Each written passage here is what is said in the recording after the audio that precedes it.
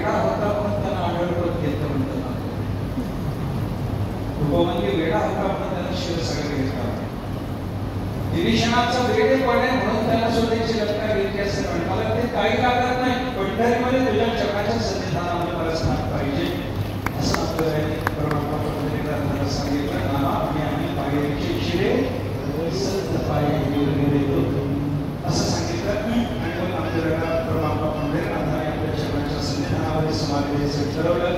देवाने सोहळा केला. एकादशीचा दिवस झाला. एकादशीचा जागर झाला. द्वादशी शिरापती झाली आणि शिरापतीचा सोहळा संपल्याच्या नंतर आपल्याला परमात्मा पंढरीनाथाचे दर्शन घेतलं. देवाला सांगितलं देवा मला समाधी द्या. देवाने आपल्याला कोकाशी झालं. देवाला मी आत्तर होत होतं. अशा अवस्थेमध्ये परमात्मा पंढरीनाथाने आपल्याला समाधी द्यायची जवळ ती अत्यंत देवाची रुक्मिणीला पाहवत नव्हती.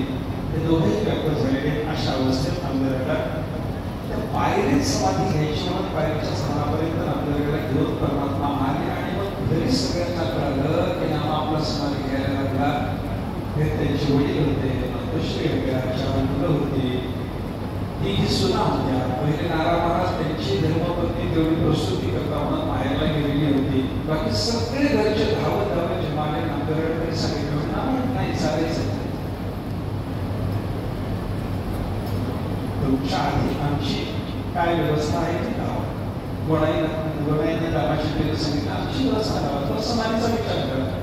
मग आपल्याला पांडुरंगाला सांगितलं तेव्हा मला तर तुम्ही समाधी देत आहात, हे कोणी ऐकणार नाही, याची व्यवस्था काय करायची. तेव्हा तुझ्याबरोबर आहे सर्वांना समाधी द्यायची ठरली. सर्वांच्यासाठी म्हणते पायरीचं स्थान तिथं आसन वगैरे घालण्यात आली. आणि परमात्मा पंढरीनाथांना रत्नाचे दिवे लावत त्या स्थानामध्ये आपल्याला मध्यवर्गीच्या बसवलं. बाकीच्या सगळ्या मंडळीला बाजूला बसवलं. आणि आपल्याची एक नारायण महाराजांची सून असं नारायण महाराजांची बायको असली तेवढी एक दिसून ती फक्त माहेरला गेलेली असल्यामुळे ती राहिली.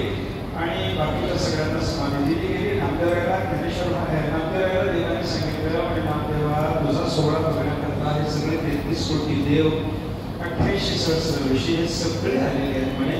आणि हे सगळे आले म्हटल्यावर नामदेवाने देवाची पूजा केली. देवाचं तीर्थ घेतलं. नामदेव आसनावर बसले. आसनावर बसून सर्वांच्या सह नामदेवांनी आपले डोळे झाकले. देवाने बाहेर येऊन समाधीला शिळा लावली. आणि अशा पद्धतीनं आपल्याला देवाच्या पायरीमध्ये समाधिस्थ झाले. पायरीत समाधिस्थ झाल्यापासून सगळ्या जगाला अजूनही आपल्याला एका पायरीच्या रूपानं दर्शन देतात. पंढरपूर आपल्या पायरीच्या रूपानं आपल्याला आहे. आणि तिथं आपण आपल्याला याचं दर्शन घेऊ शकतो. असं आपल्याला याचं चरित्र माझ्या बुद्धीला एवढंच सांग